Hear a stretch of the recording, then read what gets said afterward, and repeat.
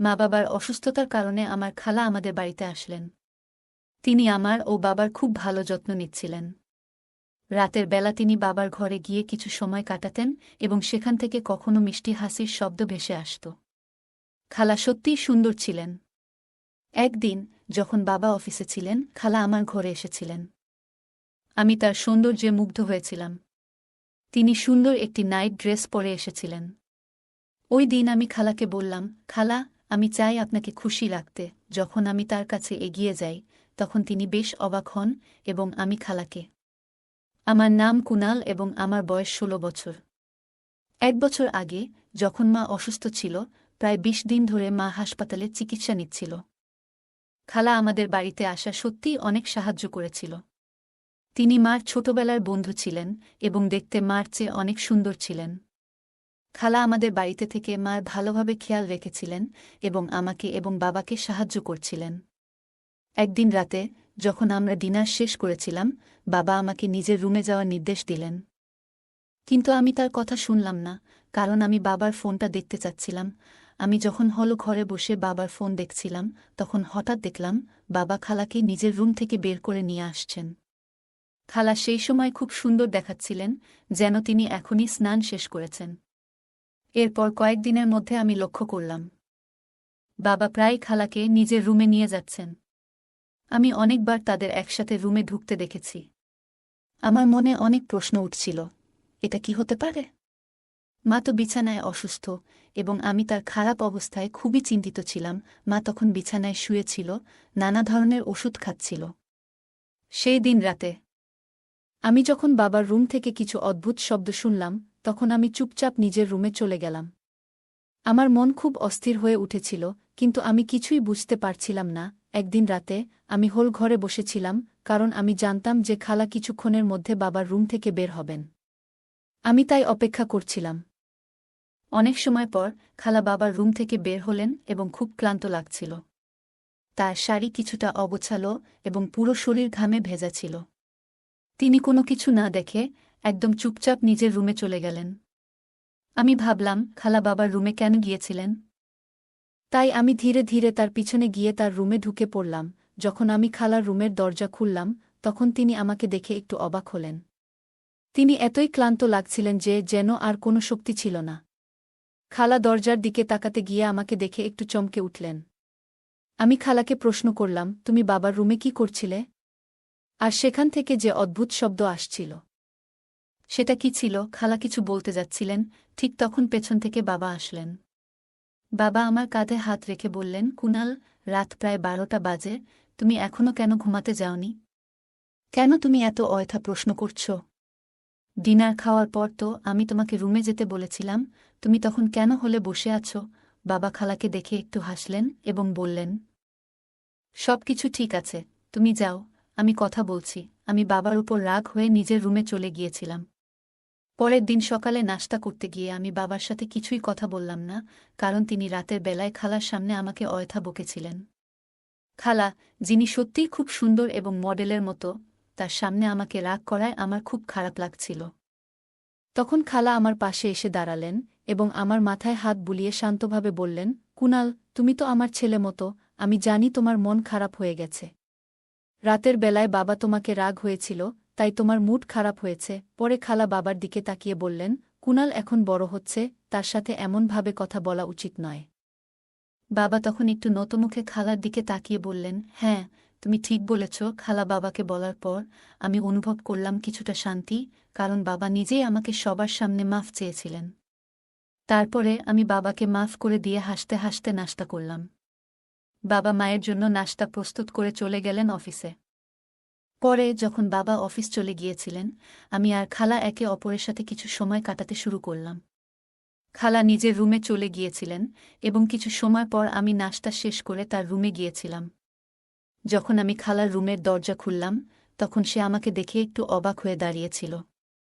সে তার চুল শুকাচ্ছিল এবং তার গাউনটি তার সৌন্দর্য আরও উজ্জ্বল করে তুলেছিল। খালা খুবই রূপবতী ছিলেন, সে আমাকে সজাগভাবে দেখছিল। তারপর বললেন, কুনাল, তুমি বাইরে কেন? আমার রুমে ঢুকতে চাইলে ভেতরে এসো। তোমাকে বাইরে দাঁড়িয়ে থাকতে হবে না। এটা ছিল এক অদ্ভুত মুহূর্ত, কারণ যখন আমি তার রুমে ঢুকলাম, তখন তার সৌন্দর্য আমার চোখে আরও আকর্ষণীয় মনে হচ্ছিল। খালার সামনে দাঁড়িয়ে তার সৌন্দর্য উপভোগ করা আমার জন্য এক ভিন্ন অভিজ্ঞতা ছিল। আমি তার দিকে একদৃষ্টে তাকিয়েছিলাম এবং তার রুমে এক ধরনের মিষ্টি গন্ধ ছড়িয়েছিল। সেই সুগন্ধের মধ্যে একটা অদ্ভুত আকর্ষণ ছিল। খালার রং, তার সৌন্দর্য, সবকিছু যেন আমাকে নিজের দিকে আকর্ষণ করছিল। আমি তখন তাকে গভীরভাবে দেখছিলাম। হঠাৎ খালা আমার নাম ধরে আমাকে ডাকলেন, কুনাল, তুমি কি আসলেই আমার সৌন্দর্য উপভোগ করতে এসেছ? খালা বললেন। তার কথা শুনে আমি বললাম, না খালা, আমার তোমার সৌন্দর্য নিয়ে কোনো প্রশ্ন নেই। আসলে আমার তোমার সাথে কিছু আলোচনা করতে এসেছি। তুমি প্রায়ই অনেক ধরনের কথা বলো, কিন্তু কখনো আমি পুরোপুরি বুঝতে পারি না এর মানে কি। খালা তখন হাসি মুখে বললেন, কুনাল, এভাবে কথা না বলে সরাসরি কি জানতে চাও তা বলো। আমি তখন খালাকে প্রশ্ন করলাম, তুমি কিভাবে জানলে যে আমি বাবার সাথে একটু খারাপ মনোভাব নিয়ে আছি? আমি তোমার সাথে এ ব্যাপারে কথা বলতে চেয়েছিলাম। খালা হেসে কাছে আসলেন, আমার মাথায় হাত বুলিয়ে বললেন, কুনাল, আমি তো তোমাকে জন্ম থেকে জানি। তোমার স্বভাব আমি ভালোভাবে বুঝি। মাঝে মাঝে তুমি ছোট ছোট ব্যাপারে খুব ভাবো, আবার বড় বড় বিষয়গুলো সহজে এড়িয়ে যাও। খালার কথা শুনে আমি অবাক হয়ে গেলাম, কারণ সে আমাকে আরও ভালোভাবে জানত, যা আমি নিজেই জানতাম না। তার কথা সত্যি ছিল, এবং সেই সময় আমার মনে হলো আমি কিছুটা পরিবর্তন করতে চাই। এরপর যখন আমি খালার রুম থেকে বের হতে যাচ্ছিলাম, তখন খালা আমাকে থামিয়ে বললেন, কুনাল, তুমি কি আমার একটু সাহায্য করবে? আমার ডান পায়ে একটি নুপুর বেঁধে পড়াতে হবে, আর তোমার সাহায্য দরকার। আমি হাসতে হাসতে বললাম, অবশ্যই খালা। খালা তার নুপুরটা আমার হাতে দিলেন। যখন আমি তার পায়ে বসে নুপুরটা পরাচ্ছিলাম, তখন আমার চোখ গিয়ে পড়েছিল তার পায়ের উপর, এবং সেই নুপুরটা তার সোনালি ত্বকে খুব সুন্দর লাগছিল। যখন আমি তার পায়ে হাত বুলিয়েছিলাম, তখন আমার মধ্যে এক অদ্ভুত অনুভূতি তৈরি হল। আমি ঠিক বুঝতে পারছিলাম না কেন এমন হচ্ছে, তবে দ্রুত নুপুরটি পরিয়ে দিয়ে আমি রুম থেকে বের হয়ে এলাম। কিছু সময় পর আমি খালার আওয়াজ শুনতে পেলাম। আগের মতো তিনি আমাকে ক্লাসে ছেড়ে দিতে আসতেন, আর আজও তিনি আমাকে ডাকলেন। আমি ব্যাগ নিয়ে বাইরে বের হলাম। খালা মার স্কুটিতে ছিল, যাতে আমাকে ক্লাসে পৌঁছে দিতে পারে। তিনি ওইদিন কিছু ভালো পোশাক পরেছিলেন। আমি তাকে জিজ্ঞাসা করলাম, খালা, তুমি কোথাও যাচ্ছ কি? তিনি হাসি মুখে বললেন, হ্যাঁ, তোমাকে ক্লাসে ছেড়ে দেওয়ার পর আমি একটু বাজারে যাব। কিছু কাপড় কিনতে হবে, নিজের জন্য আর তোমার মায়ের জন্য। আমরা কথোপকথন করতে করতে বাজারে পৌঁছলাম, এবং আমি ক্লাসে চলে গেলাম। ক্লাস শেষে খালা আমাকে নিতে আসেননি, তাই আমি নিজেই বাড়ি ফিরে এলাম। বাড়িতে এসে দেখি বাবা অফিসে এখনও আসেননি এবং মা তার বেডে শুয়েছিলেন। আমার খুবই ক্ষুধা লাগছিল, তাই আমি খালাকে জিজ্ঞেস করতে গেলাম, কিছু খাবার আছে কি? যখন আমি খালার রুমে ঢুকলাম, তখন দেখলাম সে নিজের পোশাক পরিবর্তন করছে। তার রুমের দরজা সাধারণত খোলা থাকত, আর সে কোনোভাবেই বুঝতে দিত না যে কিছু অস্বাভাবিক হতে পারে। যখন আমি দরজা খুললাম, দেখলাম খালা আয়নাতে নিজের ছবি দেখে যাচ্ছেন। আজ তিনি বাজার থেকে কিছু নতুন পোশাক কিনেছিলেন, এবং তার বিছানায় ছোট ছোট কিছু কাপড় ছড়ানো ছিল। খালা তখন এক নতুন পোশাকে দাঁড়িয়েছিলেন। তিনি বললেন, কুনাল, দুপুরে আমি বাজারে গিয়েছিলাম। আমি জিজ্ঞাসা করলাম, খালা, এই পোশাকগুলো তুমি কিনেছ? এর মধ্যে কোনটা আমাকে ভালো লাগবে? খালা আমাকে তার বিছানায় বসিয়ে দিলেন। তারপর নিজে বাথরুমে গিয়ে কাপড় পরিবর্তন করতে লাগলেন। কিছু সময় পর খালা একের পর এক পোশাক বদলাতে থাকলেন। এক সময় যখন তিনি শেষবার বাথরুমে গিয়েছিলেন, হঠাৎ আমি তার চিৎকার শুনলাম। আমি দ্রুত বাথরুমে গিয়ে দেখলাম যে খালা বাথরুমের শাওয়ার চালু করে ফেলেছিলেন, এবং তিনি পুরোপুরি ভিজে গিয়েছিলেন। পানি থেকে ভয়ে খালা আমাকে গলা জড়িয়ে ধরলেন। খালা সংস্পর্শে আমি খুবই অস্বস্তি অনুভব করছিলাম। তিনি আমাকে বলছিলেন, শাওয়ার বন্ধ করে দাও কুনাল, কিন্তু ওই মুহূর্তে আমি তার কথায় ঠিকভাবে মনোযোগ দিতে পারছিলাম না। শেষে খালা একটু দূরে সরে গিয়ে শাওয়ার বন্ধ করলেন। আমি খালাকে একদৃষ্টিতে দেখছিলাম, কারণ তার পরিহিত পোশাকে সে খুব সুন্দর লাগছিল। ছোট আকারের একটি নাইট গাউন তার উপর বেশ মানিয়ে যাচ্ছিল। যখন আমি বাথরুম থেকে বের হলাম, তখন বাইরে বাবার আওয়াজ শুনতে পেলাম। তার আওয়াজ শুনে আমি তাড়াতাড়ি খালার রুম থেকে বের হয়ে আসার সিদ্ধান্ত নিলাম। যাবার সময় খালা আমাকে বললেন, কুনাল, আমাকে ভুলে যেও না। তোমার মতামত কি? এই পোশাকের মধ্যে কোনটা আমাকে সবচেয়ে ভালো লাগছে? আমি ফিরে তাকিয়ে বললাম, খালা, তুমি যেটা পরেছ সেই পোশাকে তুমি সবচেয়ে সুন্দর লাগছ। তারপর আমি তার রুম থেকে চলে আসলাম। বাবা আমাকে দেখতে আসার আগে আমি চুপচাপ নিজের রুমে চলে গেলাম। সেই রাতে ডিনার খাওয়ার পর আমি দ্রুত নিজের রুমে চলে গিয়েছিলাম, কারণ আমি বাবার সাথে কথা বলতে চাচ্ছিলাম না। রুমে গিয়ে আমি কিছুক্ষণ বসে থাকলাম, কিন্তু ঘুম আসছিল না। মনে হচ্ছিল আমাদের বাড়িতে কিছু অস্বাভাবিক কিছু ঘটছে। যখন আমি রুম থেকে বের হলাম, তখন দেখলাম মায়ের রুমের দরজা একটু খোলা, কিন্তু বাবা কোথাও ছিল না।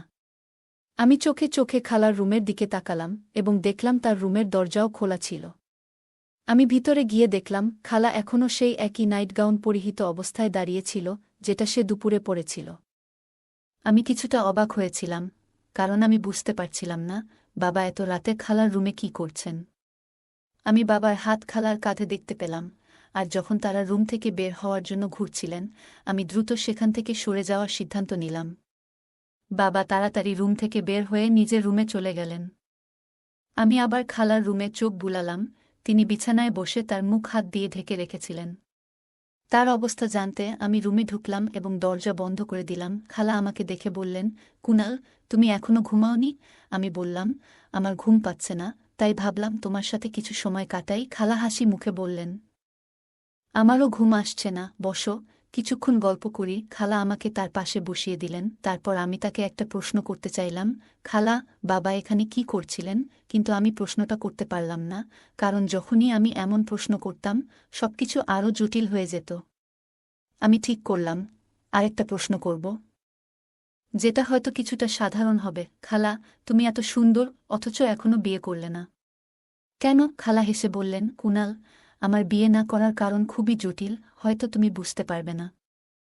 যে মেয়ে নিজের জীবনসঙ্গী চায়, তাকে এমন একজন ছেলের সঙ্গে বিয়ে করা উচিত যে তার জন্য শুভ। আমি প্রায় ভাবতাম, আমার মতো এমন শুভ ছেলে কেন কখনো পেলাম না, আর তাই এখনও আমি একা। একদিন আমি বললাম, খালা, তুমি তো আমার মায়ের খুব কাছের বন্ধু। কখনো কি মনে হয়নি যে তোমারও নিজের একটি পরিবার থাকা উচিত? খালা কিছুক্ষণ চুপ থেকে সোজা মুখে বলল, তোমাদেরই পরিবারই তো আমার পরিবার। হঠাৎ তার মুখে এক ধরনের মন খারাপের ছাপ ফুটে উঠল। আমি বললাম, খালা, মনে হচ্ছে তুমি কিছু গোপন করছ। সে ধীরে ধীরে বলল, আমি তোমাদের পরিবারকেই নিজের পরিবার মনে করি, তবে মাঝে মাঝে একজন জীবনসঙ্গী চাওয়ার অনুভূতি হয়। সে যখন এসব বলছিল, তার হাত আমার হাতে ছিল। আমি অনুভব করছিলাম যে তার কথাগুলোর মধ্যে গভীর কিছু ছিল, কিন্তু সে নিজেই তা পুরোপুরি প্রকাশ করতে পারছিল না। খালা সবসময় খুব সুন্দর এবং হাসিখুশি থাকেন, আর সেই কারণে বাবা তাকে খুব গুরুত্ব দেন। একদিন খালা বললেন, তুমি এখন বড় হয়ে গেছ। আমি তখন খালাকে বললাম, খালা, তুমি আমাকে কি বলছ? কেন তুমি আমার বয়স নিয়ে কথা বলছ? খালা হেসে বললেন, তুমি এখনও বুঝবে না, আমাকে সব কিছুই তোমাকে বুঝিয়ে বলতে হবে। তারপর সে উঠে গিয়ে নিজের ঘরে চলে গেল। কিছুক্ষণ পর খালা ফিরে এলো, তার হাতে গরম দুধের গ্লাস ছিল। সে আমার দিকে সেই গ্লাস বাড়িয়ে দিল। খালা বললেন, তুমি সত্যিই বড় হয়ে গেছ, এই ট্যাবলেটটা খেয়ে নেও, তোমার ভালো লাগবে। তারপর সে আমাকে আবেগ দিয়ে জড়িয়ে ধরল। আমি কিছুটা বিভ্রান্ত হয়ে গিয়েছিলাম, ভাবছিলাম কি করা উচিত। সকালে উঠে যখন আমি দেখলাম খালা আমার পাশে শুয়েছিল, তখন সে ছোট পোশাক পরেছিল। বাবা অফিস চলে গিয়েছিলেন। তারপর দুপুরে আমি খালার ঘরে গেলাম। সে তখনও প্রস্তুত হয়ে ফোনে কিছু দেখছিল। আমি কাছে গিয়ে দাঁড়াতেই খালা আমাকে থামিয়ে বলল, তোমাকে আমার কাছে আসার আগে একটি কাজ করতে হবে। তোমাকে তোমার বাবাকে আমাকে বিয়ে করার জন্য রাজি করাতে হবে। তোমার বাবাকে একটি ভালো জীবনসঙ্গী এবং তোমার খেয়াল রাখার মতো মা দরকার। যদি আমি এই ঘরে স্থায়ীভাবে আসি, তবে আমি তোমাকে এবং তোমার পরিবারের জন্য ভালো কিছু করতে পারব। খালা বললেন, আমি তোমার বাবাকে সব সময় সুখী রাখব। এখন তুমি বড় হয়ে গেছ, নিশ্চয়ই বুঝতে পারছ তোমার বাবার একাকিত্ব কেমন। খালা খুবই বুদ্ধিমতী ছিলেন এবং শুধু আমাকে নয়, বরং পাপাকে সুখী রাখতে তিনি ভাবছিলেন। আমি খালাকে বললাম, আমি তোমাকে আমার মায়ের মতো দেখতে চাই না। খালা তখন আমাকে একটাও কথা বলার সুযোগ না দিয়ে বললেন, তুমি যদি তোমার বাবাকে আমাকে বিয়ে করার জন্য না বলো, তাহলে আমি রাতে যা কিছু ঘটেছে তার সব কিছু পাপাকে জানিয়ে দেব। এটা শুনে আমি হেসে উঠলাম। খালা কিছুটা অবাক হয়ে আমার দিকে তাকালেন। আমি বললাম, খালা, তুমি যদি আমার পাপাকে কিছু বলো, তিনি তোমার কথা বিশ্বাস করবেন না। বরং তিনি তোমাকে এই ঘর থেকে বের করে দেবেন। এরপর আমি রাগের মাথায় পাপাকে ফোন করতে যাচ্ছিলাম। ঠিক তখনই পাপা খালার ঘরে চলে আসেন। খালা পাপাকে সব কিছু বলার চেষ্টা করেন, কিন্তু পাপা খালার কথায় বিশ্বাস করলেন না। তিনি বললেন, কুনাল সব কিছু জানে, তুমি এখানে কেন এবং কী জন্য এসেছ সেটা সে জানে। তুমি নিজের স্বার্থে কুনালকেও ব্যবহার করতে চাও। আমি বারবার পাপা ও খালাকে একসাথে দেখছিলাম। একদিন আমি পাপা থেকে জিজ্ঞাসা করলাম, তুমি খালার সঙ্গে ঘরে কি করো? তখন পাপা বললেন, খালাকে রাতের জন্য তার মায়ের পোশাক পরাতে সাহায্য করে। রাতের অদ্ভুত শব্দ ছিল যা আমার মা থেকে আসছিল, কারণ তিনি খুবই কষ্টে ছিলেন। খালা ছিল আমার মায়ের কাছের বন্ধু, কিন্তু খালার পাপার প্রতি এক ধরনের একতরফা ভালোবাসা ছিল, আর সেজন্যই সে আজ পর্যন্ত বিয়ে করেনি। আমার মা এবং খালা খুব ভালো বন্ধু ছিলেন, কিন্তু পাপা কখনোই খালার আসল উদ্দেশ্য মাকে জানাননি। যাতে তাদের বন্ধুত্ব নষ্ট না হয়, খালা কখনোই এই কথা ভাবেনি যে তার বন্ধুর অসুস্থতার সুযোগ নিয়ে সে কিছু নিজের জন্য নিতে পারে। কিন্তু মায়ের অবস্থা দিন দিন খারাপ হতে থাকলে খালা এক চক্রান্ত রচনা করেছিল, যাতে পাপাকে বিয়ে করার জন্য চাপ দিতে পারে। কিন্তু যখন পাপা বিয়েতে রাজি না হলেন, তখন খালা আমাকে ফাঁসাতে শুরু করল। আমি ভয় পাচ্ছিলাম, কারণ রাতে খালা আমার কাছে কিছু অনুচিত কাজ করার চেষ্টা করেছিল। সেই কারণে আমি পাপাকে ফোন করে সব জানিয়ে দিলাম। পাপা আমাকে শান্ত করে বললেন, কুনাল, খালা তোমার সঙ্গে কিছু করেনি। তার ভালোবাসা আমার জন্যই ছিল, আর সেই জন্যই সে তোমাকে ফাঁসানোর চেষ্টা করেছে। কিন্তু আমি তাকে সেটা করতে দিইনি। পাপা খুবই বুদ্ধিমত্তার সঙ্গে আমাদের পরিবারকে রক্ষা করেছিলেন। খালা, যিনি তার বন্ধুর অসুস্থতা নিয়ে পাপার প্রতি ভালোবাসা দেখাচ্ছিল, কিন্তু পাপা কখনোই মায়ের কঠিন সময়ে খালাকে পাশে নেননি।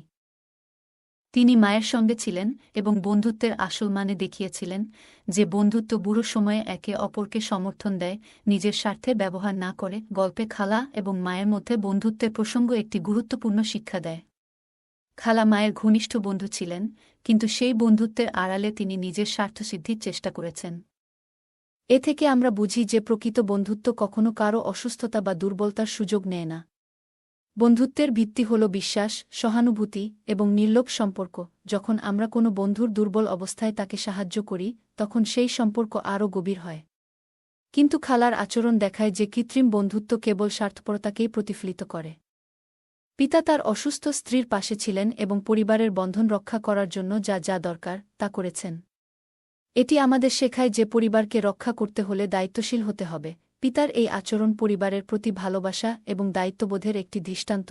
জীবনের প্রতিকূল সময়ে পরিবারের প্রতি অটল থাকা, সম্পর্ককে রক্ষা করা এবং সঠিক কাজটি করা আমাদের নৈতিক দায়িত্ব। গল্পে কুনাল এবং পিতা উভয়ের চরিত্র দেখায় যে প্রতিকূল পরিস্থিতিতেও কিভাবে মানসিক শক্তি ধরে রাখা যায়। পিতা খালার অভিযোগের মুখে ধৈর্য এবং বুদ্ধিমত্তা দিয়ে পরিস্থিতি সামলেছেন, যা একটি গুরুত্বপূর্ণ শিক্ষা। এই গল্পটি আমাদের জীবনের নৈতিকতা, সততা এবং সম্পর্কের প্রতি দায়বদ্ধতার গুরুত্ব শেখায়। জীবনে সত্যকে আঁকড়ে ধরা, অন্যায়কে প্রতিরোধ করা এবং সীমারেখা মেনে চলা একটি মূল্যবান শিক্ষা। গল্পটি দেখায় যে প্রতিকূল পরিস্থিতিতে কিভাবে সঠিক সিদ্ধান্ত নিতে হয় এবং জীবনের নৈতিক আদর্শ বজায় রাখতে হয়। বন্ধুরা, যদি এই গল্পটি ভালো লেগে থাকে, তাহলে দয়া করে ভিডিওটি লাইক করুন এবং আমাদের চ্যানেলটি সাবস্ক্রাইব করুন। পাশে থাকা বেল আইকনটি প্রেস করুন, যাতে করে আমরা যখনই নতুন ভিডিও আপলোড করি, তার নোটিফিকেশন সবার আগে আপনার কাছে পৌঁছে যায়। ধন্যবাদ, দেখা হবে আমাদের পরবর্তী ভিডিওতে।